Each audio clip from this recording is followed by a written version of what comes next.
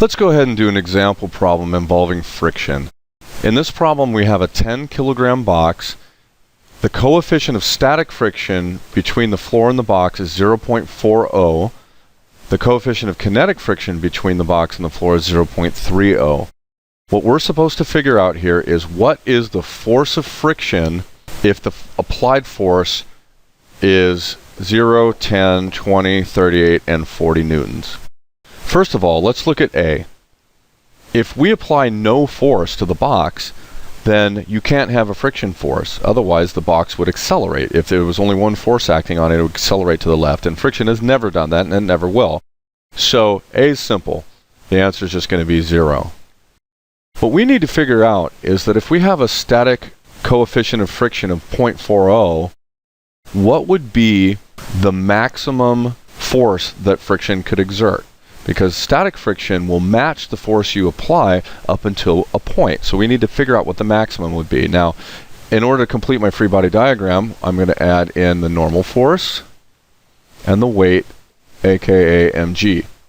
Friction is equal to the mu times the normal force.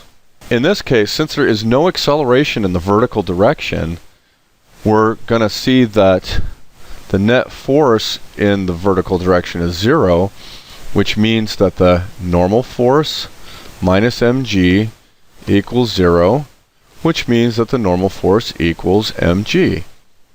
Our equation for the friction force will become, with the substitution here, mu mg. We want to figure out what this friction force will be at its maximum value. So we're just going to plug the numbers in here. We're going to have friction force equals 0.40 times 10 kilograms times 9.8 meters per second squared, which is going to give us a value of 39 newtons. That's the maximum static friction I can get. So now if we go back to our problems, if I apply 10 newtons of force, it's not big enough to overcome the friction. So that means that the box will exert back 10 newtons of force worth of friction, and it'll stay at rest. If I up that to 20, still not over the maximum, so we'll get 20 back. If I exert 38 newtons of force, I'm still not over the maximum, and so I'll get 38 newtons of force back. So these first several are pretty simple once we figure out what the maximum friction value is. Now on to E.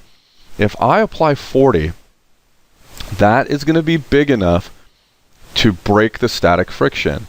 And now we will have our box accelerating off to the right. You have to understand, once you start moving, the coefficient of friction that applies is the kinetic coefficient of friction. So that means the friction force now, it's still mu mg, but we're going to use this mu. And so we're going to get 0.30 times 10 kilograms times 9.8 meters per second squared. And that value is going to be 29 newtons. So once we break the static friction, our friction is going to drop to this value, 29 newtons.